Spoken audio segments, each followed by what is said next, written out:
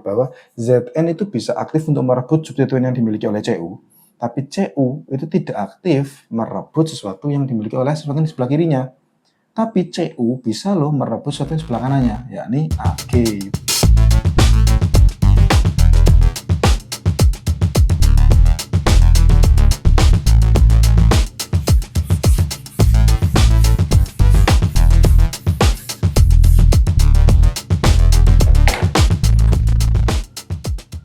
Halo teman-teman semua, selamat datang kembali di Baru Belajar. Alhamdulillah, kita bertemu lagi pada malam hari ini untuk melanjutkan pembacaan buku kimia dasar karya Bapak Remon Chang.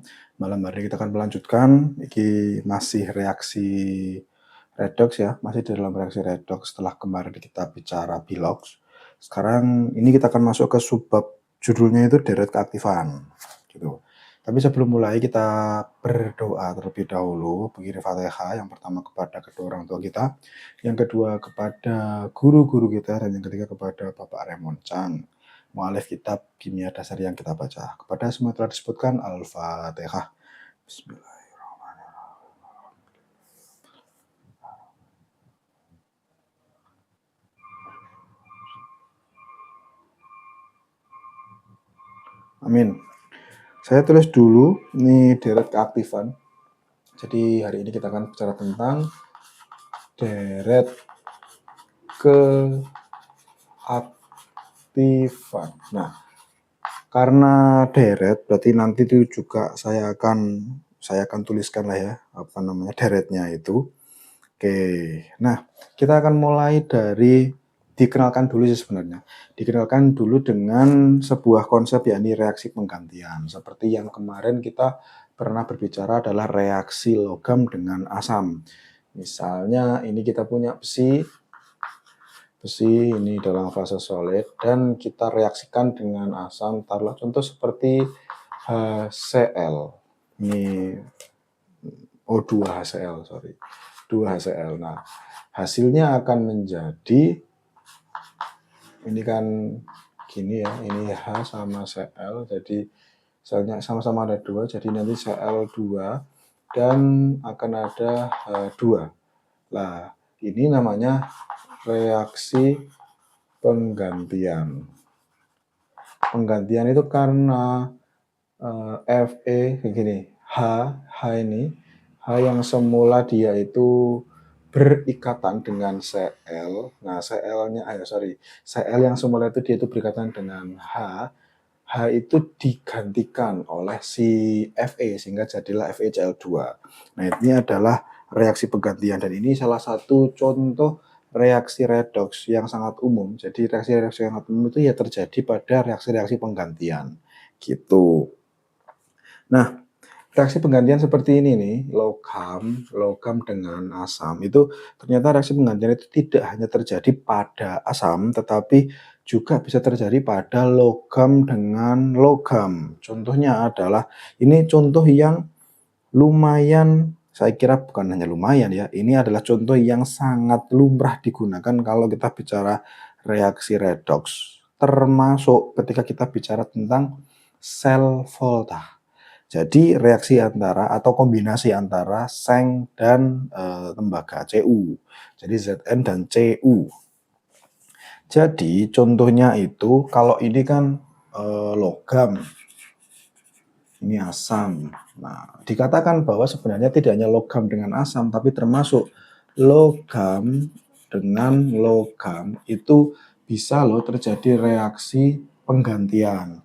Contohnya itu seperti Zn, ini Zn solid, ini biloxnya 0 tentu saja, terus ditambah dengan CuSO4. CuSO4. Nah, Cu di sini itu muatannya 2+, di sini itu aquos. Jadi gambarannya itu seperti ini. Kita punya sebuah beker lah misalnya ya, ini beker gelas. Lalu dalam beker gelas ini kita masukkan larutan CuSO4. Sudah pasti dia akan membentuk iya, gabungan-gabungan pasangan-pasangan ion seperti itu ya, CrCl2+ dan SO4 2- kan seperti ini. Nah, lalu kita itu punya batang, karena ini solid ya. Kita punya batang Zn. Nah, kalau kita masukkan ke dalam sini, apa yang akan terjadi? Yang akan terjadi adalah perubahan Zn ini. Nah, ini kan reaksi penggantian. Zn ini dia akan merebut SO4. Jadi Zn SO4 dan SO4 dan dia itu aqueous dan Cu-nya akan nyisa. Nah, ini 2+, ini 0. Oke, jadi ini Zn-nya teroksidasi, Cu-nya terreduksi. Ini Zn teroksidasi dan Cu-nya ini terreduksi. Nah, gimana kok bisa Zn yang semula itu 0 terus dia itu berubah menjadi Zn2+, kok reaksinya seperti ini? Yang terjadi awalnya ketika ketika batangan seng ini dimasukkan ke dalam larutan CuSO4, Zn dia itu akan serta-merta akan melepaskan gini ya. Dia akan melepaskan Zn2+ ditambah dengan 2 elektron. Serta-merta akan melepaskan seperti itu. Mungkin juga tidak serta-merta ya, karena mungkin di sana ada Cu ya, sehingga dia itu mengeluarkan nyaris otomatis, karena ya mungkin saya sih agak curiganya karena Cu-nya yang ini ya memang kuat untuk menarik ya. Jadi Zn dia itu akan berubah menjadi Zn2+ ditambah dengan 2 elektron. Lalu kemudian di dalam sini kan ada Cu nih. Nah, ini itu akan bergabung dengan Cu2+, yang akan menghasilkan, karena ini 2 elektron masuk ke Cu2+, dia akan berubah menjadi Cu0. Nah, seperti ini. Nah, kita kan punya ini nih, punya sisa SO4 2-. Nah, SO4 2- ini dia pasti dia butuh penyeimbang, sehingga penyeimbangnya adalah ya siapa yang sendirian, jadi Zn dengan SO4, jadilah Zn SO4, Zn SO4. Nah, ini yang terjadi ketika reaksinya itu seperti ini. Jadi tidak hanya logam dengan asam, tapi logam dengan logam itu juga ada reaksi penggantian. Contoh selanjutnya adalah Cu. Oke, sebentar. Karena tadi itu kita hasilnya adalah ZnSO4, sehingga di sini nanti itu akan ada ZnSO4 karena dia itu aqueous dan Cu-nya itu solid, sehingga nanti di sini itu akan ada endapan-endapan. Nah, ini endapannya itu Cu0 itu. Gitu. Oke, yang selanjutnya adalah ini contoh yang ketiga berarti ya, ini nomor 1, nomor 2, ini nomor 3. Ini adalah Cu solid, contoh biloxia 0 ditambah dengan 2AgNO3. 2AgNO3. Ini plus. Gitu. Sama kayak yang ini ya. Nah, kondisi seperti ini itu akan terjadi juga reaksi penggantian. Apa yang diganti? Ya, Ag-nya ini ganti oleh Cu, sehingga nanti hasilnya adalah si Cu ini akan bereaksi atau berikatan dengan NO3. Karena NO3 itu muatan molekulnya adalah 1, sehingga dia butuh 2. Nah, butuh 2 ini ya, karena ada 2, dan sisanya adalah Ag. 2Ag dalam bentuk solid. Nah, ini aqueous, ini solid. Cu yang ini 0, Cu yang ini 2+. Berarti dia teroksidasi. Sementara di sini Ag-nya itu plus, terus dia berubah menjadi ini 0, berarti dia terreduksi. Kondisinya sama seperti ini, berarti yang ada di dalam. Berarti kalau misalnya ini saya gambarkan tabungnya, ini ada Cu dimasukkan, di dalam sini itu sudah ada AgNO3. Sudah ada AgNO3. Nah, apa yang terjadi? Sama kayak yang ini ya. Jadi si Cu itu dia akan berubah menjadi Cu2 plus dengan melepaskan 2 elektron. Nah, karena Ag itu per 1 Ag, karena Ag plus ini ya hanya menerima 1, berarti 2 elektron ini akan dibagi nih. Ada 2 kan ini ya, dibagi nih. Ini Ag yang pertama, Ag plus, ini ada Ag plus. Nah, dia akan berubah menjadi Ag0, Ag0, ada 2 Ag0. Nah, ini yang Cu2 plus yang sudah sendirian ini, dia akan mengikat si 2NO3 ini. Jadi ini set ke sini. Hasilnya adalah Cu NO3 2 kali ya, seperti ini. Oke. Nah, lalu ada pertanyaan tentang kalau Zn itu bisa merebut SO4 dari Cu dan Cu bisa merebut NO3 dari Ag, pertanyaannya adalah bisakah, kalau yang seperti ini ya, bisakah Ag ini itu merebut NO3 kembali dari Cu, atau bisakah Cu ini merebut SO4 dari Zn ini? Nah, seperti itu. Meskipun teman-teman yang sudah ikut ngaji ini, nah ini kan sudah ditulis panahnya itu total ke produk, kemungkinan tidak bisa. Kalau teman-teman notice itu, ya benar. Karena memang Cu ini itu tidak bisa merebut SO4 dari Zn. Ag ini pun juga tidak bisa merebut Cu dari NO3 lah. Disinilah baru kita masuk ke deret keaktifan. Kenapa kok begitu? Oh, ternyata ada deret atau ada seri yang dia itu kayak semacam hasil riset yang dikumpulkan dan di collecting datanya. Oh, ternyata kalau ini ketemu ini, oh dia bisa merebut. Oh, kalau ini ketemu ini, dia tidak bisa merebut. Artinya, oh ada yang aktif bisa merebut dan ada yang tidak aktif. Akhirnya dia tidak bisa merebut. Nah, saya coba akan tuliskan dulu. Sebelum nanti kita bicarakan kenapa dia ada sesuatu yang bisa merebut dan ada yang tidak bisa merebut. Kenapa ada yang aktif bisa merebut dan ada yang tidak aktif untuk merebut. Deretnya dulu. Saya akan coba tuliskan dulu deretnya. Ini akan agak panjang, jadi saya batasi biar agak mudah ya dibacanya ya. Agar lebih mudah dibacanya. Yang pertama adalah Li, lalu ada K, ada Ba, ini Ca, Ma, Mg, Al, Zn, Cr, Fe, Cd, Co, CuNi, Sn, Pb, H, Cu, Hg, Ag, Pt, dan AO. Nah, ini ada deretnya. Nah, di sini kita tandai dulu. Ini kan deret keaktifan, tapi teman-teman misalnya ada yang mengira kayak, oh ini kan kayak itu apa namanya yang di elektrokimia itu. Ya benar ya itu. Ya deret yang itu. Nah, di kimia dasar ini bagian awal ini disebutnya sebagai deret keaktifan. Oke, di sini ada H.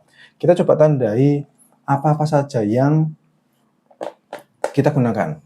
Jadi kita sudah gunakan, kalau yang ini itu berarti Fe dengan H ya. Ini ada Fe dengan H.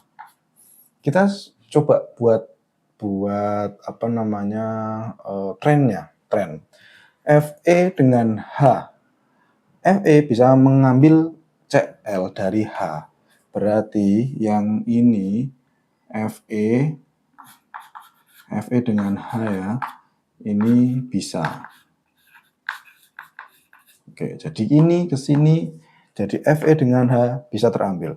Zn dengan Cu, Zn bisa mengambil pilihnya si Cu. Zn bisa mengambil Cu, berarti ini Zn dengan Cu ini bisa. Dari dua ini kita sudah agak mulai bisa menerka ya bahwa oh, sesuatu yang di sebelah kiri itu bisa mengambil substituen yang dimiliki oleh sebelah kanannya. Kita ambil yang ini Cu. Cu ini dengan Ag. Oh kan? Ag. bisa. Artinya kita dapat di sini bahwa sesuatu yang di sebelah kiri itu dia bisa mengambil substituen yang dimiliki atau diikat oleh atom yang sebelah kanannya. Jadi Zn, kalau kita memprediksi ya, berarti kalau ada Zn sama Fe, berarti kalau Fe-nya punya gandengan, Zn itu bisa ngambil si miliknya Fe itu. Jadi kita sekarang di sini itu punya beberapa ya clue seperti inilah. Nah, pertanyaannya seperti tadi, kalau dibalik, ini Cu bisa nggak merebut Zn? Cu di sini itu tidak bisa merebut substituen yang dimiliki oleh Zn. Nah, itu yang tadi disebut dengan keaktifan, bahwa Zn itu bisa aktif untuk merebut substituen yang dimiliki oleh Cu, tapi Cu itu tidak aktif merebut sesuatu yang dimiliki oleh sesuatu yang di sebelah kirinya. Tapi Cu bisa loh merebut sesuatu yang sebelah kanannya, yakni Ag. Itulah kenapa di sini Ag itu bisa direbut oleh si Cu. Lah Ag bisa merebut siapa? Ya merebut sesuatu yang sebelah kanannya. Nah, bisa dikatakan bahwa di sini itu yang paling tidak stabil, di sini adalah yang paling stabil. Ada sumber yang mengatakan bahwa sesuatu yang di sebelah kiri H itu sifatnya adalah tidak stabil dan dia itu mudah melepaskan elektron. Seperti ini. Tiba-tiba saja dia itu Zn melepaskan elektron. Tapi saya juga menaruh curiga dan kemungkinan bisa jadi loh ini bisa kan bisa aja tidak hanya sekedar Zn itu mau mengeluarkan elektron. Bisa aja karena memang Cu itu suka menarik elektron. Jadi meskipun saya tidak tahu ini yang benar yang mana ya. Kalau yang kiri itu punya kecenderungan melepaskan elektron, yang kiri yang ini nih, yang Li, K, Ba, Ca, kan bisa juga alasannya adalah karena yang kanan itu kuat dalam menarik elektron. Bisa jadi. Nah, tinggal mana yang benar itu ya sebenarnya perlu pembuktian. Artinya di sini kita tahu bahwa oh yang kiri itu dia aktif. Aktif merebut yang kanannya. Dia aktif untuk melepaskan elektron. Yang kanan dia aktif untuk menerima tapi dia tidak bisa merebut sebelah kirinya. Seperti itu kan. Itu yang kita dapatkan. Jadi yang sebelah kiri itu mudah melepaskan elektron, sementara yang kanan itu sukar atau malah suka itu mengambil. Sehingga kesimpulannya adalah yang seperti ini. Nah, setiap logam artinya kan gini. Berarti kalau ini HCl, asam kuat, dia itu bisa melarutkan. Ini informasi yang penting untuk ketika kita nge-lab sebenarnya. Berarti logam apa yang akan larut di dalam HCl, dalam asam itu, berarti adalah logam yang ada di sebelah kirinya. Seperti ini Fe itu dia bisa larut, Zn bisa larut. Lalu yang pernah saya alami ya, kalau gimana dengan Au, emas ini, ACl itu ketika misalnya di sini ya, misalnya kita pakai gambar yang ini, kita di sini tuh punya asam kuat, lalu kita masukkan emas. Nggak bisa itu, si HCl itu melarutkan si emas, karena emas ada di sebelah kanannya. Satu-satunya cara yang saya tahu sih, mungkin ada cara yang lain. Karena dengan penambahan misalnya microwave atau apa mungkin bisa. Tapi salah satu cara yang bisa kita gunakan untuk melarutkan Au adalah tidak hanya dengan melarutkan itu di HCl, tapi digabungkan dengan HNO3. Dengan perbandingan 3:1, HCl-nya 3, HNO3-nya 1, itu yang disebut dengan aqua regia. Emas itu baru mau melarut di dalam aqua regia. Jadi kalau H atau HCl dengan Au karena sebelah kanannya ya itu tidak bisa melarut. Jadi kalau kita masukkan emas ke HCl ya dia tidak akan ngapa-ngapain, ya diam gitu aja karena tidak bisa melarutkan si HCl itu kalau musuhnya adalah emas. Ngono. Oke. Jadi dari sini akhirnya kita juga sebenarnya ya bisa memprediksi ya. Bisa memprediksi kalau misalnya ini saya mau buat contoh iseng aja. Misalnya ada Mg dengan PbSO4. Apakah reaksinya akan ada? Apakah bisa terjadi? Kita lihat polanya. Zn bisa mengambil Cu. Zn bisa mengambil Cu. Ini ada Mg dengan Pb. Oh, berarti jawabannya bisa. Berarti dia nanti akan menjadi MgSO4 ditambah dengan Pb. Seperti itu. Tapi misalnya kalau kita ketemu, misalnya Ini ada PB ketemu dengan CaSO4. Apakah akan ada terjadi reaksi? Oh, jawabannya tidak, karena PB di sini sementara Ca di sebelah kirinya. Dia tidak aktif untuk merebut substituen. Jadi PB juga tidak, PB itu kan kalau reaksi ini kan PB itu tidak lantas akan bersedia mengeluarkan elektron ketika di sampingnya ada Ca. Nah, seperti itulah kurang lebih.